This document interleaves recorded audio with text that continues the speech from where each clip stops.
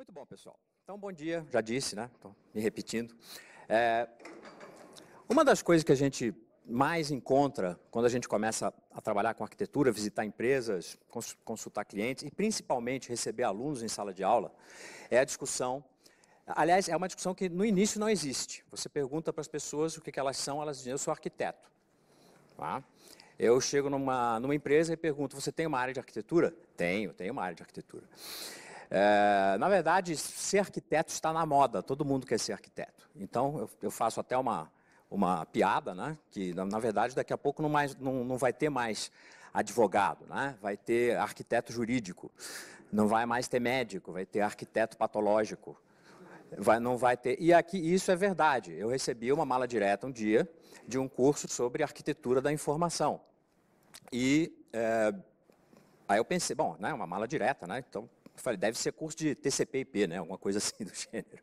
E, na verdade, era um curso para jornalistas. Então, a gente sabe que já não existe mais jornalista, existe arquiteto da informação.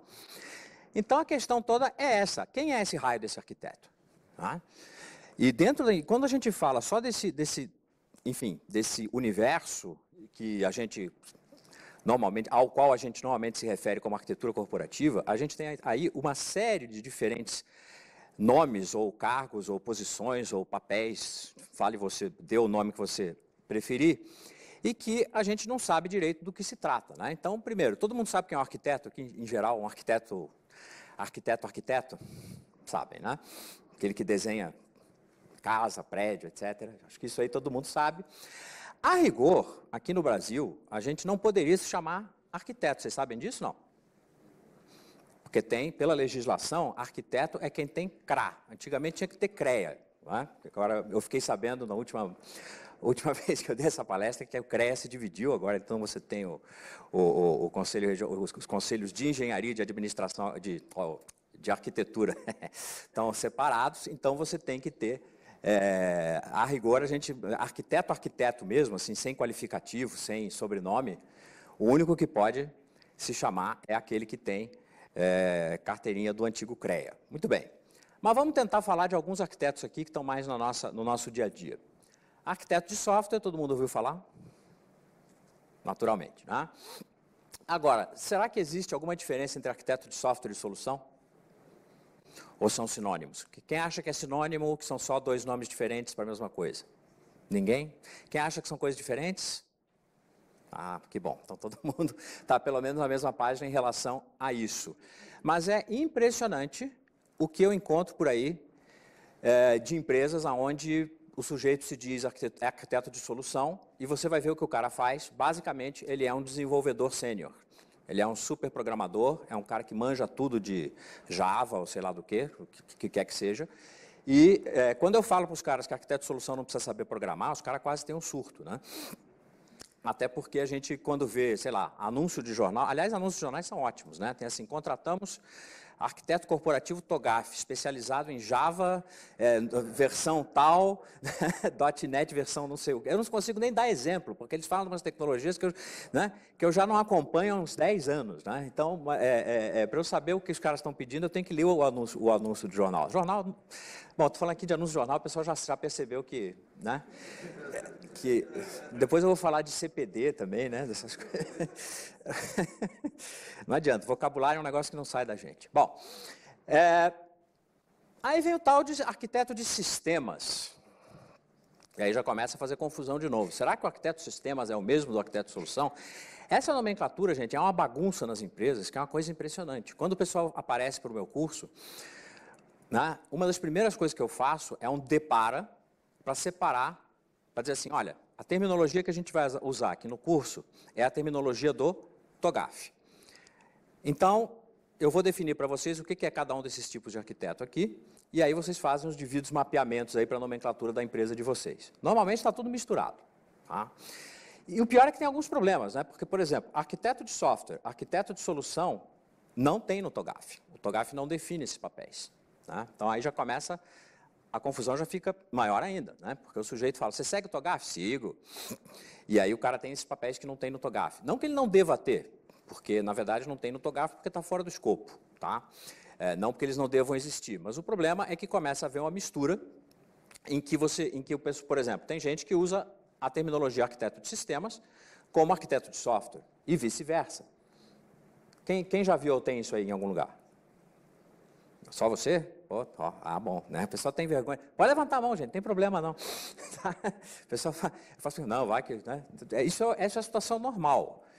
E tem mais, na verdade, eu vou fazer tentando apresentar esses diferentes arquitetos aqui para vocês, para esclarecer, para a gente tentar chegar numa espécie de acordo em relação à terminologia sobre esses diferentes tipos de arquiteto. Eu estou seguindo, em parte, o TOGAF, e naquilo que o TOGAF não define, eu estou contribuindo com a minha própria opinião, com a minha própria experiência. Então, na verdade, ninguém é obrigado, não é oficial o que eu vou dizer aqui, em boa medida, ninguém é obrigado a seguir o que eu estou dizendo. Mas eu acho que é alguma coisa que, o que eu vou apresentar para vocês, na minha cabeça, pelo menos, faz sentido, e na dos meus alunos, tipicamente, eles têm concordado que faz também. Então, vamos lá. E agora, e o que é um arquiteto de TI? Está começando a ficar confuso, gente? Ou não? Ou está tudo super claro para vocês, a diferença de cada um desses aí? Já tem arquiteto demais, né? Então, tá, mas vem cá, mas o arquiteto TI, o arquiteto de sistemas, o arquiteto de solução, será que tem diferença nessa gente? E se eu acrescentar um arquiteto de negócio? E se eu botar ainda por cima o tal do arquiteto corporativo? Querem ver uma coisa engraçada? Quer dizer, não é engraçado, né, na verdade. Eu estou querendo, inclusive, criar, eu acho que eu vou criar um modelo de maturidade, eu preciso escrever isso antes que alguém escreva na minha frente, né? Mas tá aqui, eu tenho um monte de testemunho aqui. Se vocês ouviram essa ideia, ouviram primeiro aqui, né? Eu estou querendo criar uma espécie de modelo de maturidade de arquitetura corporativa, não aquele que tem no TOGAF, tá? o ACMM, mas um modelo mais simples, que é um modelo que simplesmente diz o seguinte: você tem um modelo de maturidade da Jeanne Ross também, do Peter Weil, mas também não estou me referindo a esse é um meu mesmo, que é mais simples, que diz basicamente o seguinte, que quando você chega numa empresa e pergunta se eles têm arquitetura ou arquitetura corporativa, você pode ouvir duas respostas. A primeira resposta é não, não temos, joia. Então isso aí seria o nível 0, então o cara não tem nada, ele assume que não tem nada, então beleza. Ou eu posso ter, ou então o cara diz que temos arquitetura corporativa. Aí no início, quando eu comecei a trabalhar com esse negócio, eu acreditava nos caras, né? Eu sempre fui eu sou uma pessoa um pouco ingênua, né? Isso é da minha própria característica. Então os caras diziam que tinham e depois eu descobri que eles não tinham porcaria nenhuma, né? O que eles tinham? Então basicamente você tem, vamos fazer de trás para frente, eu teria o nível 4, que seria aquela empresa que tem arquitetura corporativa, certo? Depois, o nível 3 seria aquela empresa que tem arquitetura de TI, mas acha que tem arquitetura corporativa. Mas, na verdade, ela tem arquitetura de TI. Não, esse seria o nível... Não, esse seria o nível 2, tá. Então, nível 0 é o que não tem nada, nível 3 é o que tem arquitetura corporativa mesmo, nível 2 é o que tem arquitetura de TI e acha que é arquitetura corporativa, e nível 1, que é o que está quase todo mundo, tá, pelo menos na minha experiência, é aquela empresa que tem uma área, uma caixinha no organograma que diz arquitetura, e aí pode ser arquitetura de TI, corporativa, qualquer coisa, mas que, na verdade, é um bando de arquiteto de solução. E só. Um bando no sentido de que é um bando mesmo, né? Ou seja, é um monte de gente sem nenhuma coordenação uns com os outros e, basicamente, eles vão sendo alocados aos projetos conforme a necessidade, e isso aí é o que o pessoal chama de arquitetura, às vezes até arquitetura corporativa, né? Então, é uma das primeiras coisas que eu falo, normalmente no meu curso, acho que está no primeiro slide, eu falo que a primeira coisa que a pessoa precisa entender é que a arquitetura corporativa não é um nome bonito para a arquitetura de TI, e hoje em dia eu aprendi que eu tenho que dizer mais do que isso, eu tenho que dizer que a arquitetura de TI não é um bando de arquiteto de solução. Alguém já viu essa situação em alguma empresa de um amigo assim, não? Né? De um amigo, né? Então, não. Na sua, evidentemente que não tem, mas é alguma coisa que a gente vê por aí. E, opa, sumiu lá em cima, tem como... Não precisa também, vai. Então, vamos tentar definir aqui o que são essas várias arquiteturas, para a gente tentar entender qual é o papel do arquiteto dentro delas. Isso aqui, quem conhece TOGAF já sabe como é que é, quem conhece Zachman também, porque, na verdade, eu fiz um gráfico aqui que é uma mistura dos dois, que a gente tem, por razões históricas, aquilo que a gente chama de infra de TI, normalmente é conhecido como Technology Architecture, né? Arquitetura de tecnologia, arquitetura tecnológica, tem várias traduções aí que o pessoal usa.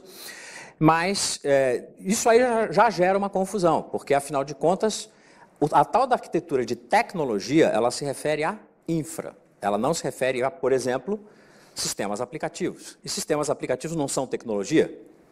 Claro que são, né? E dados, tecnologia de armazenamento de dados, é tecnologia? É evidente que é.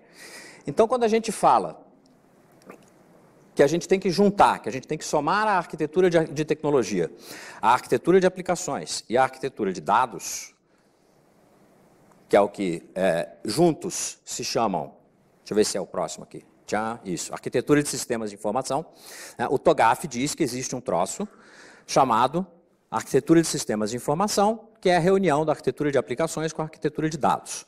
Acontece que quando a gente está falando de arquitetura de aplicações e arquitetura de dados, a gente está falando de um negócio que é o quê? Tecnologia também, não é? Então, por que isso aqui é arquitetura e tecnologia, se isso aqui também é tecnologia? Então, vocês veem que a gente realmente está num universo léxico, semântico, bastante confuso, né, para dizer o mínimo. Mas tudo bem. De uma maneira geral, a gente conhece essas três coisas juntas como arquitetura de TI. Vocês concordam comigo ou não? É mais ou menos isso aí que vocês pensam ou quê? Ou não tem nada a ver? Fala aí, gente. Levanta o braço. Quem está de acordo com isso aqui? Levanta. Boa.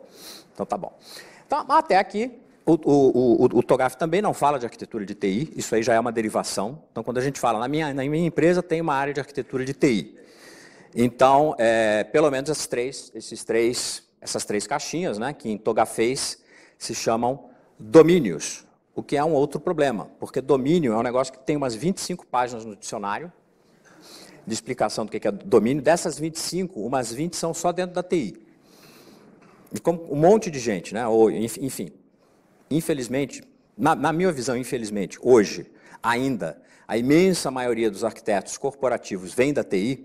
Felizmente, por quê? Não porque eu tenho alguma coisa contra quem é de TI, né? Até porque eu sou também.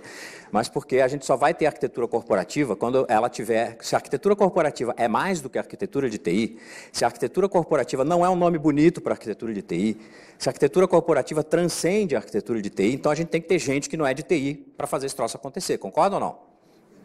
Pois é. Muito bem. Mas, beleza. Então, temos aí a arquitetura de TI. E, muitas vezes, é aquilo que eu falo. Você tem aí o quê? Acima disso, você tem a arquitetura de negócio, só que eu estou dividindo aqui a arquitetura de negócio em operacional e estratégica. Tá? No TOGAF, essas duas caixinhas são uma só, que é a conhecida arquitetura de negócio. No ZACMA, são as duas primeiras linhas, então elas estão separadas. Eu acho que faz sentido que elas estejam separadas. Eu não vejo. Eu tenho uma change request lá no TOGAF para que isso aqui. Eu só não, tá? Um monte de gente que trabalha com TOGAF concorda com isso. E tem um change request para que a tal da business architecture seja quebrada em duas, pelo menos que a gente divida o nome. Né? A proposta original era chamar de arquitetura estratégica e arquitetura de negócio, tá? Mas como houve muita resistência, então, a última proposta foi, pelo menos, dizer, tudo bem, as duas são arquitetura de negócio, mas uma é estratégica e a outra é operacional, que é uma distinção que o Zachman faz e que faz toda a diferença, é muito importante. Bom, então, essas duas juntas é o que o pessoal, ou que o TOGAF chama de arquitetura de negócio. E tudo isso junto é a tal da arquitetura corporativa. Tudo bem até aqui, gente? Faz sentido? Tá, muito bem. Agora, se a gente concordar que a arquitetura é dividida nessas caixinhas aí, e nesses, aspas, domínios, que, como eu disse para vocês, dentro da área de TI, a palavra domínios, ela tem uns 20 significados diferentes, conforme com quem você fala. Né? Você pergunta para o, sei lá, para o administrador de dados, né? O que é domínio? Ele fala, claro, é o conjunto dos valores válidos para o atributo. Você fala com o analista de negócio, ele fala, claro, é o que o negócio faz. Então, você tem o domínio, o domínio de finanças, o domínio de marketing, o domínio... Então, quer dizer, domínio é um troço para cada pessoa, né? Mas no TOGAF, em TOGAFês, o domínio é um dos pedaços, digamos assim, uma das divisões da arquitetura corporativa. Muito bem, então vamos tentar mapear os arquitetos um pouco para isso tudo aí. Primeiro, eu queria fazer uma primeira divisão importantíssima aqui, é uma divisão que eu acho que faz toda a diferença e que o pessoal não percebe, e pelo fato do pessoal não perceber, acaba estruturando a empresa errado, e aqui eu vou falar um monte de coisa que vai deixar muita gente aqui ou assustada ou braba comigo, tá? Porque eu vou dizer que a maioria dos departamentos de arquitetura que eu conheço em empresas por aí, empresas grandes, empresas maduras, está estruturado errado. Tá? Em primeiro lugar, vamos fazer uma distinção que é o seguinte. Uma coisa é o arquiteto em projetos. É o arquiteto que está alocado a projetos, que está trabalhando dentro de projetos. Que projetos? Projetos de arquitetura? Não. Os projetos que tem lá no portfólio da empresa. Desenvolvimento de sistema, né, compra de equipamento, enfim, melhoria de processo. Esse arquiteto, normalmente, ele cai dentro do projeto, ele não participa da seleção e priorização de projetos, ele é chamado para o projeto, quando o projeto já está andando, ele literalmente faz aquilo que a gente conhece como pegar o bonde andando, certo? Quem diria que... Não, deixa eu fazer a pergunta direito, senão vocês não vão levantar a mão e vai dar uma impressão errada, né? Quem diria que na sua empresa isso não acontece, ou seja, tem arquitetos que estão alocados em projetos, mas você tem arquitetos que não estão alocados em nenhum projeto, tentando ter uma visão mais geral, mais holística. Quem está nessa situação? Olha, até que tem bastante gente, né? Eu nem vou perguntar quais são aquelas empresas onde todo mundo está alocado em projeto, né? Mas, enfim. O que acontece é que quem é que está alocado em projetos? É o tal do arquiteto de software, que na verdade é um desenvolvedor metido a besta, né? É um arquiteto, normalmente um desenvolvedor mais sênior, né? Que consegue ter uma visão um pouco mais estruturante do software que vai ser desenvolvido. E você tem o raio do arquiteto de solução. E em muitas empresas, acabou. Isso é o que tem de arquitetura. Muitas que eu digo muitas. Eu não tenho um número estatístico, um percentual para dar para vocês. Mas se eu tivesse que chutar, eu diria acima de 70% das empresas que têm alguma coisa chamada arquitetura. Tá? As que não tem nada chamado arquitetura, aí não tem arquitetura, aí não há o que dizer. Né? Aí realmente não há o que dizer. Mas na imensa maioria das empresas que eu conheço, a tal da arquitetura, que às vezes é uma área dentro do organograma, nada mais é do que um pool de alocação de recursos. É um pool de arquitetos de solução que vão sendo designados para os diferentes projetos. Muitas vezes esse cara ele tem algum tipo de especialidade em termos de domínio de negócio, né? Ele conhece um determinado setor, o cara conhece seguro, o outro conhece... enfim, o cara conhece uma determinada área de atuação dentro da empresa, um determinado domínio de negócio, né, para a gente já fazer uma confusãozinha legal. E esses caras, qual é a característica desses caras? Eles sempre estão em projetos. Agora a pergunta é a seguinte: todo o conceito de arquitetura corporativa, pelo menos, ou pelo menos de TI, o conceito de arquitetura de TI e de arquitetura corporativa é que você tem que ter gente que tenha visão horizontal, holística, alguém que seja capaz de olhar para a empresa como um todo. Agora me diz uma coisa, se você está enfiado num projeto, você consegue olhar para a empresa inteira? Tem alguma condição de dizer assim, não, vou dar uma paradinha no projeto, já que tem folga no cronograma, tá? E vou dar uma passeada pela empresa para ver o que o povo está fazendo para adquirir uma visão holística. Essa eu tenho certeza que é a realidade de todos vocês, não é? Enfim. Então, eu tenho alguns arquitetos que, para funcionarem, têm que estar fora de projetos. É aqui que começa a grande confusão. Porque antigamente, e não tão antigamente assim, dentro da TI havia um conceito que era mais ou menos o seguinte: se você não estivesse escrevendo código, você não estava trabalhando. Certo? Trabalhar é escrever código.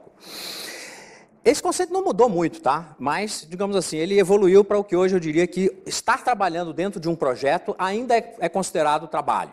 Tá? Então, se você está dentro de um projeto, o projeto vai entregar alguma coisa no final, é considerado trabalho. Então, agora, se você não está num projeto que vai entregar, sei lá, um servidor instalado e funcionando, um software, um sistema funcionando, etc., você não está trabalhando. Então, as empresas têm enorme dificuldade para entender a coisa básica, que é o seguinte: cara, você quer ter um departamento de arquitetura de TI, não estou nem falando de arquitetura corporativa, tá? Você tem que ter arquitetos que não estão alocados em nenhum projeto. Como assim? Como é que eu vou justificar para a chefia que eu tenho um cara que não está em projeto nenhum? Está vendo? Por quê? Porque a empresa pensa que trabalhar é estar em projetos. Evoluímos, né? Antigamente tinha que escrever código também, né? Mas temos que evoluir mais. Então, esses caras todos, que são os arquitetos de sistemas, que na verdade são, né, os arquitetos, quem que seriam os arquitetos de sistema? Né? Seriam aqueles arquitetos de aplicações e dados, sistemas de informação, segundo o TOGAF. Os arquitetos de TI, que têm uma visão mais ampla que os arquitetos de sistema, porque são o quê?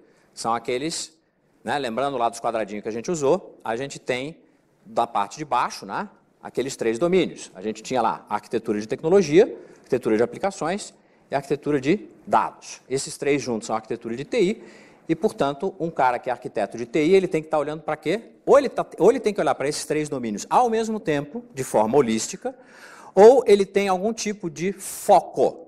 Tá? Então, a gente vai dizer que ele é um analista, sei lá, um arquiteto de infra, um arquiteto de aplicação, um arquiteto de dados, é uma nomenclatura bastante comum, não está errado, isso é o que a gente chama de arquiteto de domínio no TOGAF, mas está errado dizer que esse cara é um especialista. Ah, fulano é um arquiteto de aplicações, ou é um arquiteto de infra, então ele é especializado em infra. Por isso que eu não uso a palavra especialista, eu uso a palavra focado, eu digo que o cara tem foco naquilo ali. Normalmente esse foco se dá pelo histórico do cara, né? O cara trabalhava como analista de infra, é natural que ele seja, quando ele entre num time de arquitetura, ele entre como um arquiteto de infra. Se o cara vem de negócio, ele é né, um analista de negócio, um analista de requisito, etc., etc., é natural que ele entre como arquiteto de negócio, mas mais por razões históricas da carreira do sujeito do que por outras razões, como eu vou mostrar já já. E, naturalmente, o arquiteto de negócio e o arquiteto corporativo, tá?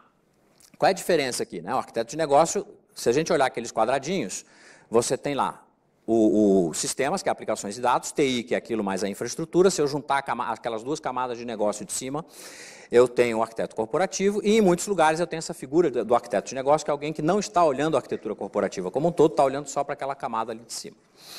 Enfim, a gente pode dizer que, de certa forma, até certo ponto, a gente poderia pensar que isso aí é uma espécie de plano de carreira de cima para baixo, tá? Então, de alguma maneira, a carreira de arquiteto é uma carreira que segue para cada vez mais holismo, cada vez mais generalização, cada vez mais visão geral. Ao contrário da carreira de especialista, né? Especialista é alguém que é cada vez mais especializado. Aliás, tem um outro conceito que eu também preciso botar por escrito, mas aqui, novamente, eu tenho várias testemunhas, porque eu também nunca vi, então provavelmente eu sou o primeiro que está falando, que é a carreira em psi. Ou alguém já tinha ouvido falar isso, da carreira em psi, sem ser comigo. Todo mundo conhece carreira em Y, né? O que é carreira em Y? Você tem o braço, né? A perna gerencial e a perna de especialista. Só que é o seguinte, cada vez mais nas empresas, a gente tem uma figura que não é nem gerente, nem especialista, é o generalista. O arquiteto é um deles, o povo que trabalha em planejamento estratégico também. Então, psi, para quem não lembra, é aquela letra grega que parece um tridente, né, que é usada pelos psicólogos, que tem 3 pernas, né? Então é por isso que eu estou chamando de carreira em psi. Você teria a perna gerencial, do outro lado você teria a perna do especialista, como é a carreira em Y, e você tem uma terceira perna aqui, que seria o generalista. Então, cada vez mais as empresas vão precisar, cada vez mais a gente ouve falar, você pega esses artigos, novas profissões, não sei o que e tal. Várias dessas profissões novas aí que estão sendo colocadas, eu tenho visto mais como generalistas do que como especialistas, né? Arquiteto de dados, data scientist, né? Cientista de dados, que é uma das novidades aí, em boa medida eu acho que também cai aí nessa figura de generalista. Mas enfim, isso é uma outra discussão. A questão é que você vai, digamos assim, conforme você amadurece na sua carreira, você tende a ver a questão de forma cada vez mais ampla, tanto em termos da empresa, quanto em termos dos domínios, das especialidades. Tanto que eu digo que o topo da carreira de arquiteto é quando ele vira arquiteto corporativo, ponto. Porque você tem o arquiteto de soluções da área tal, você tem o arquiteto de soluções da área tal, aí depois você tem o arquiteto de dados, o arquiteto de aplicativos, o arquiteto de negócio, aí você bota isso tudo, esse povo todo dentro de uma área de arquitetura corporativa, você chama eles de arquitetos de domínio, então você tem o arquiteto corporativo de dados, arquiteto corporativo de aplicações, arquiteto corporativo de infra, que não são especialistas, eles são apenas focados, tá? E aí, quando o cara sobe na carreira, ele entende da empresa inteira e de todos os domínios. Então, ele passa a ser o quê? Um arquiteto corporativo, ponto. Ok? Bom. Então, esses arquitetos fora de projetos, que a gente já viu, né, que são os arquitetos de sistemas, de TI, de negócios corporativos, tá? Qual é a característica do trabalho dessa gente? Primeiro que eles estão fora de projetos. Eu vou insistir nesse ponto, gente, porque está cheio de empresa que acha que dá para fazer arquitetura de TI, e nem estou falando de arquitetura corporativa, com gente enfiada em projeto. Não dá. Você quer ter arquitetura de TI? tira o cara, proíbe o cara de passar perto de projeto. Ele só pode passar perto de projeto para fazer conformance assessment, tá? Para fazer auditoria de projeto, para fazer avaliação de conformidade.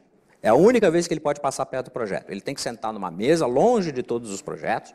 De vez em quando ele visita, toma um café para saber o que está acontecendo. Mas ele não pode estar alocado em projetos.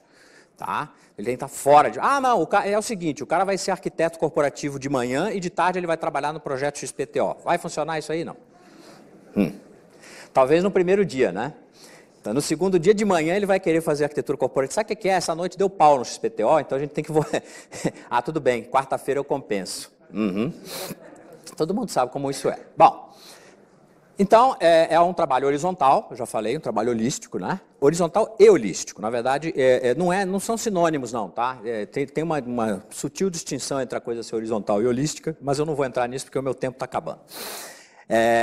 E de uma maneira geral voltado para padronização, reuso, consolidação, né? Essas coisas que a gente conhece como as finalidades, né? Os principais usos de você ter uma arquitetura de TI ou corporativa. Ou seja, a ideia é que se você quer identificar possibilidades de reuso, de consolidação, de padronização, tem como você estar enfiado em um projeto de desenvolvimento do sistema XPTO? Não tem.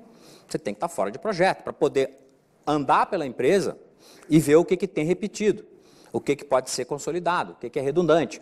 Poder entrar no CPD, falei que eu ia usar a palavra, né?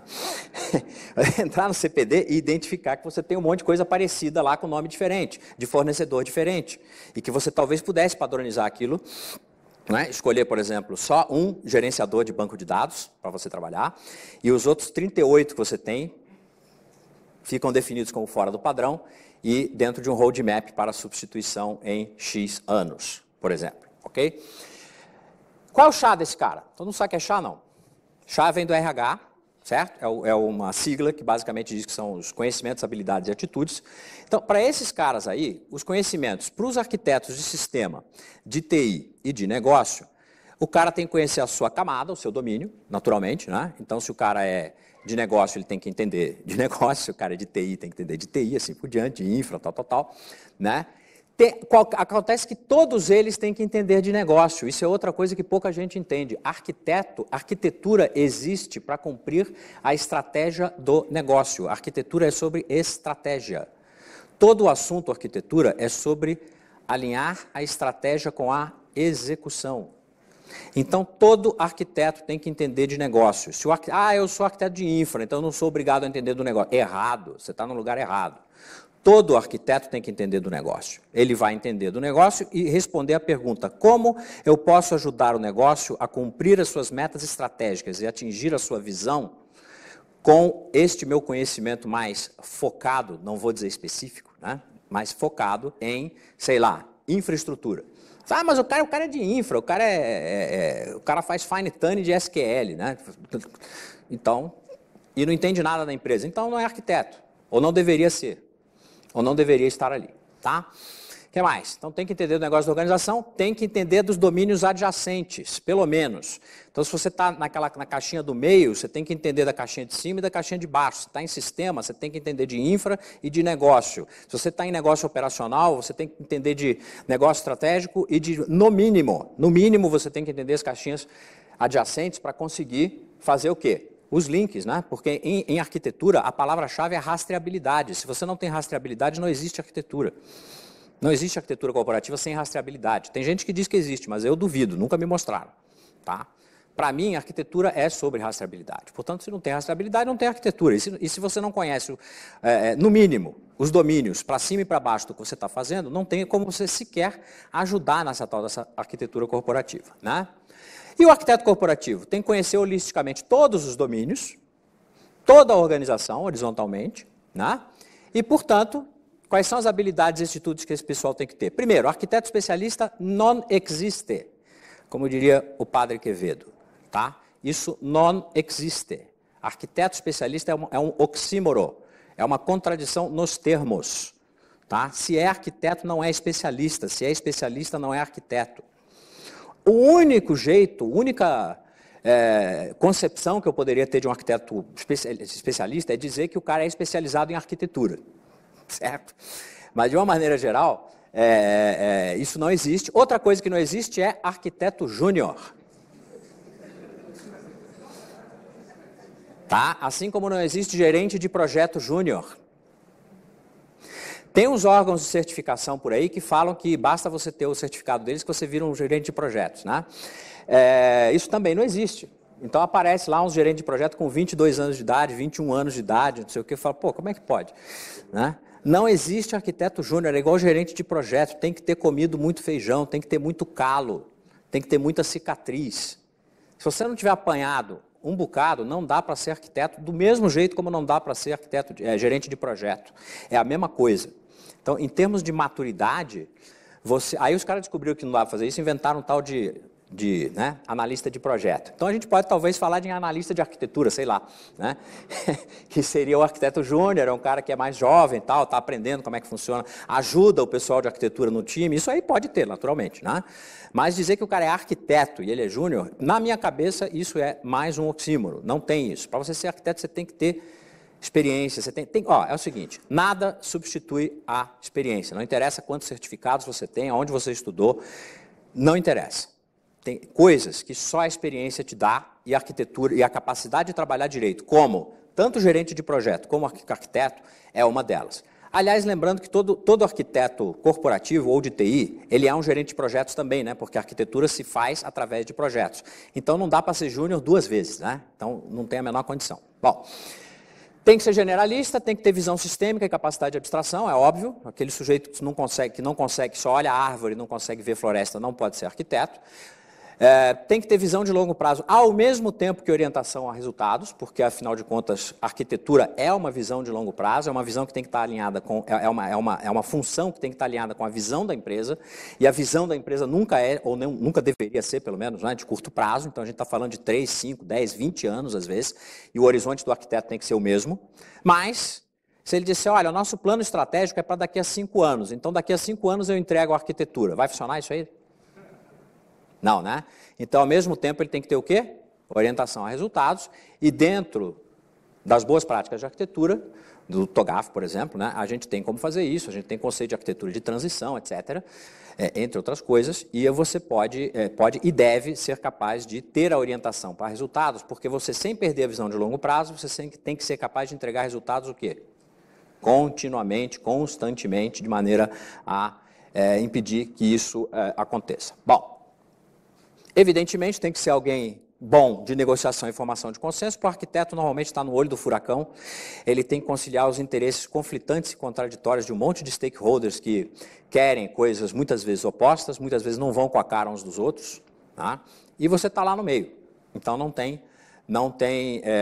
você tem que ser bom nessa coisa de negociação e formação de consenso, o que inclui uma atitude mais ou menos de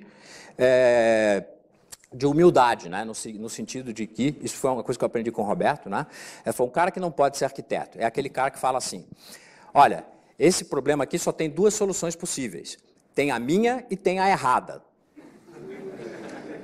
Não, então, esse cara não pode ser arquiteto, certo? Porque não está muito nessa linha. Ele tem que ser poliglota, ele tem que falar as línguas dos diversos stakeholders, ele tem que ser capaz de falar de negociês, juridiquês, tecniquez, infraestruturês e assim por diante. E ele muitas vezes vai traduzir a língua de uma área de negócio para outra área de negócio, ele vai traduzir o financês para o marketês, porque o cara de finanças e o cara de marketing não conseguem se entender, e quem vai ter o papel de fazer essa tradução vai ser o arquiteto corporativo. Okay?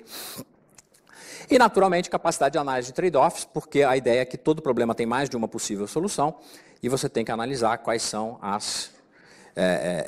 essas soluções e quais são as vantagens e desvantagens de cada uma delas. Tá? Então, meio que para terminar, a gente tem aqui a velha ideia de que, essa velha citação, que é que o arquiteto ideal deve ser um homem das letras, um matemático, familiar com estudos históricos, um estudioso diligente da filosofia, familiarizado com a música, não ignorante da medicina, conhecedor das respostas dos jurisconsultos, familiarizado com a astronomia e os cálculos astronômicos.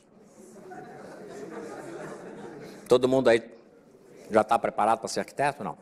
Agora, veja bem, isso aí não é o que você precisa saber para ser um arquiteto hoje. Isso é o que você precisava saber para ser um arquiteto lá no ano 25 a.C., segundo Vitrúvios, que é considerado o pai da engenharia.